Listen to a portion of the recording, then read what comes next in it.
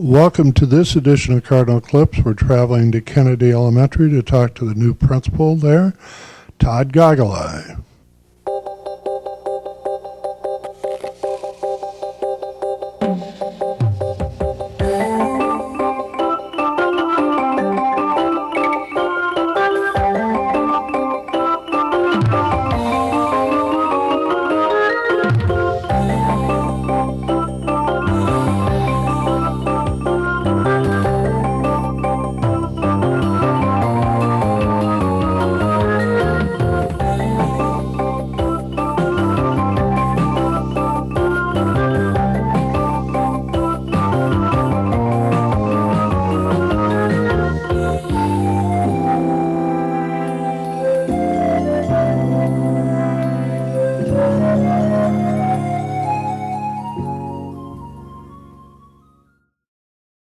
Todd, welcome to Willmar. You've been here a while. I hope you found everything that you needed. And how's it going?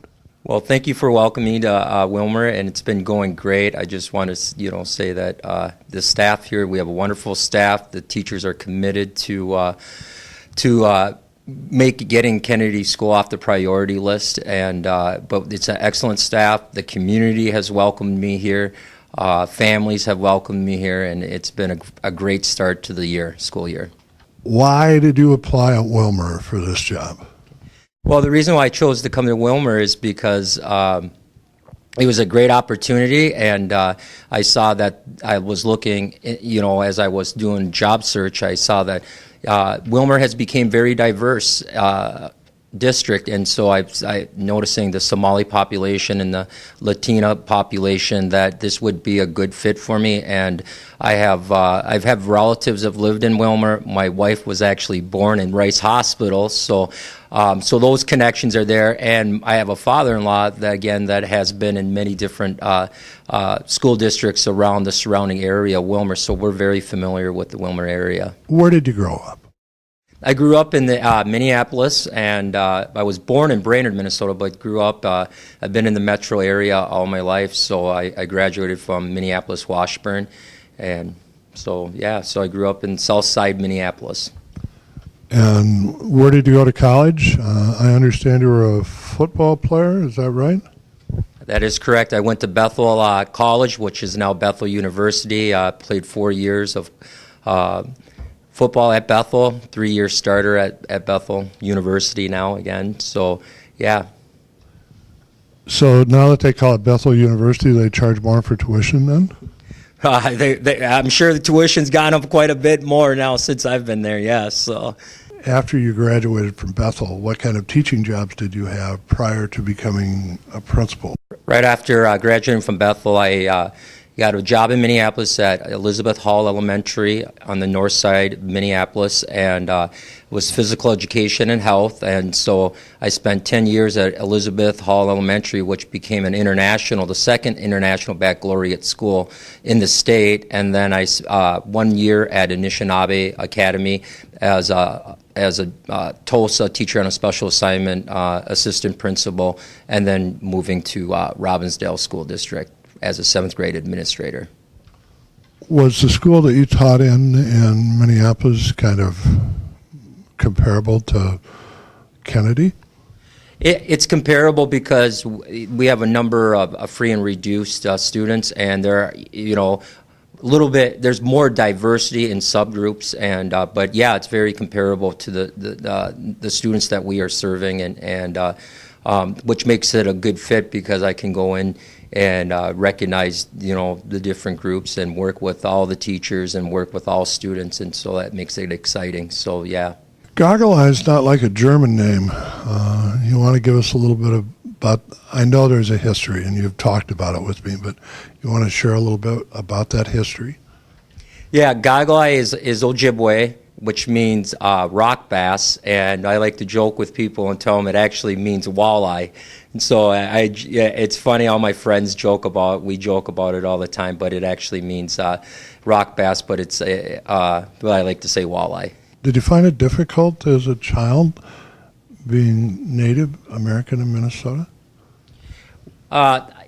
Growing up, I think in the mid 70s, there was some challenges, for all people. They were starting to do some integration, and I actually was bused to high profile school, and so it was a challenge because being bused there, being Native American, I did hear some stereotypes and some comments from students, and so, but it just helped me grow as a student into who I am today. So what made you decide to become a principal? Was there some light that flicked on that made you decide that? Or? Well, first I started at Jamestown College. I went there for a semester, and I was going to go into accounting. Then I quickly realized I couldn't. Numbers were not a good fit for me, and so then I decided, you know what? Maybe going into something I really enjoy, which was athletics and being a three-sport athlete.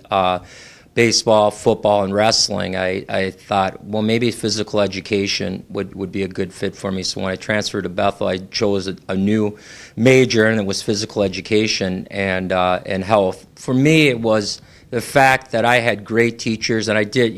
There's times where you have the teacher you don't get along, but having great teachers. And one story I share with my staff here was that, we're going to love every kid and just make sure that every kid succeeds in this building. And I had a teacher in second grade where I had a very difficult year, and this teacher kind of took me underneath their wing and said, this is how it needs to be, and met with my family. And after I was done at college at Bethel, I sought out this teacher. Her name was Jackie Bray. I sought her out and invited her to my graduation party. It was a very touching moment because I went in there and asked her, if she remembered who I am, and again, my name. She said, "How can you forget Goggleye?" And so my mother and I had tracked her down in Minneapolis, and I wanted to tell her that I was now a teacher, and I wanted to share that, and I just wanted to make sure she knew the impact that she had in my life. And so I invited her to my graduation ceremony and party, and she said she was not going to be able to make it. And I said, well, that's okay. I just figured that she wasn't going to be able to make it. 2 months later, about a week after I had my ceremony party, I get a letter in the mail from her husband, and in the card it had said that the reason why she could not make it was because she had cancer and she had passed away. And inside the card was the obituary. It was really touching for me because in the card it said she didn't want to take away the enjoyment of one of her former students coming back to see her, and she just wanted to remember the 30 minutes to an hour that I visited with her. So having great teachers has really pushed me, great coaches. I've had great high school football coach that actually followed to Bethel, and he became the defensive coordinator there, and his name's Mike Polinsky, and I wanted to find out what he was all about too, and he was real quiet in high school, and I got to find out when I got to Bethel why he was a great teacher and a great coach, and became a great coach in college. So just the experiences that I've had with teachers, so it kind of pushed me. This is where I need to go. Todd, as you moved into Kennedy, you knew when you took the job that it was a priority school. What was your first plan of attack to try and turn this ship in the right direction? The first thing is finding out what the culture is and the climate of the school is, and that's the first thing we need to build up, making sure that the community feels good, there's family engagement, that the teachers are feeling good about where we're at and where we're going to go is really what it's about. What goals are we going to reach? And then so those are two things, just building the culture and the climate, but also because of the priority status academically, we haven't been able to make it, so we have to make some changes, and just being part of the Kim Marshall rubric and saying we're going to be getting into classrooms. The schools that have made it are the administrators that are spending 60% of their time in the classrooms and giving feedback to those teachers. So making sure that we had that we're very clear and having clear expectations of where we need to get to. And I really feel like our staff has risen to that challenge. How about if you talk a little bit about the SIG grant and what the impact has been of that on the building? The SIG grant is a grant that we received. We got about $1.5 million to implement, get some new staff. We have instructional coaches that have been phenomenal, getting into classrooms, also looking at how lesson plans are being implemented, meeting with our professional learning communities, getting in there and sharing information. I'm showing up at professional learning communities. I pick one every day to show up. We have staff, it's called a Buildings Operation Manager, which is an assistant principal, and him being able to get into classrooms and look at instruction, showing up for the PLCs. We have family liaisons that are bridging the community to helping teachers, with communication, just communicating homework, just behavior, anything like that. So this grant has been a huge success for our building in that we're able to hire some additional staff, intervention specialists that are doing one-on-one with students and small groups with students. And we have a continuous school specialist that checks in with me and makes sure that we're following the integrity of the grant. Her name's Carrie Thomas, and so she's been helpful. Just we're working well. We have a great administration team here. We feed off each other. We support each other. And we're just able to give feedback to each other. And then in return, we can go into classrooms and start using the Kim Marshall plan. When you look back at your life and your career, how did it prepare you to be a principal in a priority school? Just being in schools that like Elizabeth Hall Elementary and Anishinaabe Academy, just being in those schools that are priority, and then just my experience working, being a person of color has helped me to go into schools and say, look at things a little bit differently and just try to make those changes that we need to, but, making sure that we're supporting everyone, all students, no matter where they are, the low learners, the high learners, and just being able to help my experience that I've had, and I wasn't the best academic student at the time, but like I said, I had great teachers in my life and that motivated and pushed me, and I feel like being in the city and having those experiences really motivated me, and so where I'm able to go out and run my building and say, this is what we need, this is the support our kids need, and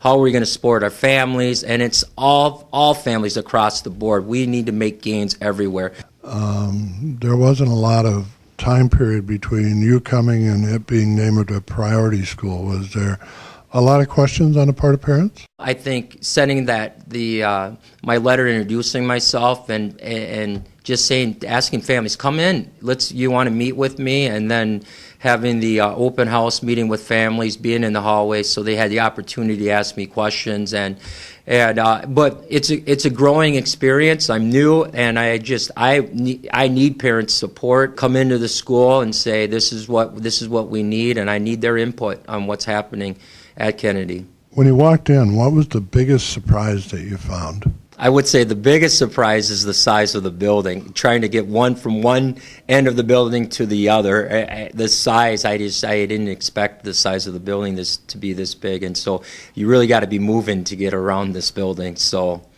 the size was probably the biggest.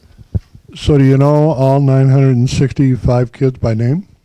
I do not know all 960 kids by name, but it's funny, but I'm learning and going in, and it's just exciting to see that, being in the elementary and that kids coming in and saying, Mr. Goggleye, how are you? And just, giving you high fives here and there, but the kids, make it enjoyable being here.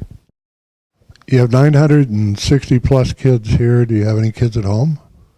I do. I have a daughter, Sadie, who goes to Roosevelt, and she absolutely loves Willmar. She always asks, when we've left for a little bit, when can we get back to Willmar? So she has great friends, and it's just the sense of community that my family loves here. And I've never been in a community where it's really about community and it's about the Willmar Cardinal and football games, and I'm excited for basketball this season, wrestling, because I'm a big wrestling guy, so get over and see the high school team wrestling, so and then just the other sports. But the sense of community and just that people really want the Willmar schools to do well.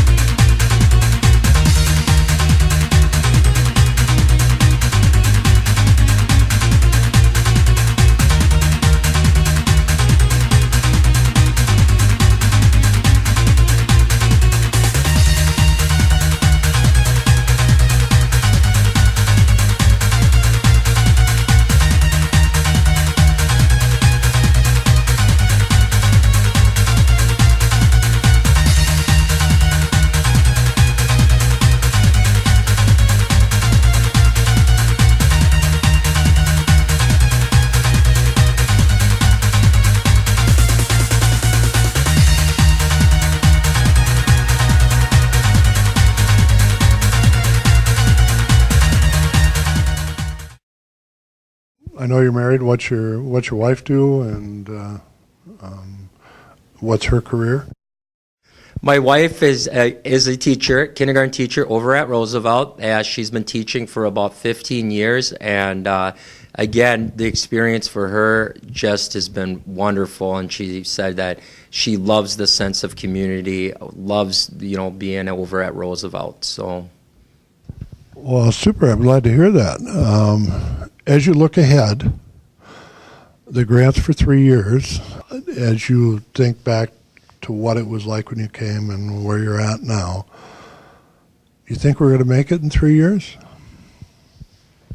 I believe we're going to make it in 3 years. I honestly, and I've said this before, that if I don't believe we can't get off the priority status, then I've taken the wrong job. Like I said, this is a great staff. They don't like being recognized as being a priority school, and so in 3 years, we have a lot of work to do, and I know that the teachers are feeling that, we got a lot of work to do, but I keep telling them we're going to work smarter, not harder. But in 3 years, my goal is to be off the priority list, and we're moving on to bigger and better things.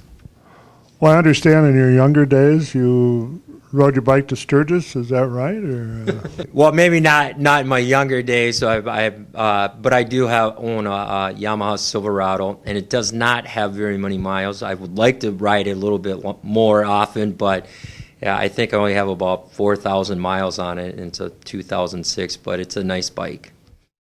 Well, there's a little bit more open space to ride it here than there is where you came from. There is, but then I think that you have to, what I'm concerned about is, animals running out in front of me. So I like that you can get out in the country and ride around a little bit, but I think you have to be more aware of your surroundings. I have to ask, any other hobbies you have besides riding a motorcycle? I do enjoy golfing, and I try to get out as much as I can during the summer. I like to get out probably like 3 times, if not that, at the driving range practicing. So, and then part of that too, when I play a new course, I like to collect divot tool repairs on the green that fixes the greens, and so I have a collection of divot tools that I like that I collect. I don't know why I started collecting them, but I have them. Tell us a little bit about what you did at Robbinsdale. Well, when I was in Robbinsdale, I was a 7th grade administrator. I was in charge of about 500 students at the time, and I was able to the same things, go in and do teacher mini walkthroughs, observations, and but it was another school that's on the priority list, and we made a lot of changes. We went in, like I said, doing walkthroughs, looking at how we were going to measure teacher growth, looking what we were going to change. We had to change the climate too in the building, and we implemented positive behavior intervention systems, which is PBIS, and we had a lot of work to do, and I would say it's about 65%, free and reduced, probably another like 50% students of color, and but they have a lot of work still left to do. They made some gains this year, but just being the same things, getting out, making sure that teachers are doing well, accountable for teaching, and that that I'm being accountable for what's happening in the building too. So Was it difficult moving from a middle school back to an elementary? for me, it was not. I took a chance after spending 11 years in the elementary and then going up to the middle school, and so I actually feel more comfortable being in elementary. There's, it's just it's more of a, for me, I feel like it's more of a caring, you have to be more in a caring state of mind, caring environment. Just being there and caring and letting them know that school is important, and that, when they come through the door, they're the number one priority when they walk through those doors. When you came to Willmar, did you find the community pleasant, welcoming, happy to see you? How do you think your welcome was? My welcome has been great. When we found our place that we're renting right now, the townhouse, my neighbors have just been, they come over, they talk with us, and it's funny, every Thursday we have a neighbor woman invites our family over, so it's we just come, we bring stuff, and but it's open every Thursday to us, and just that again, sense of that community of people really coming together. When I was in the city, I knew my neighbor to the left or to the south of our house, and that was it. And just having like 30 neighbors, but you only know one of them. Everyone kind of keeps to themselves. And here, everyone wants to, why did you come to Willmar? But they've been just real friendly about asking, questions, and just inviting, opening up their homes, and just getting to know us as a family. So it's been a great experience for us, and even I think too, just having all the teachers too. When I first came in, and I was just amazed how many teachers were coming in during the summer.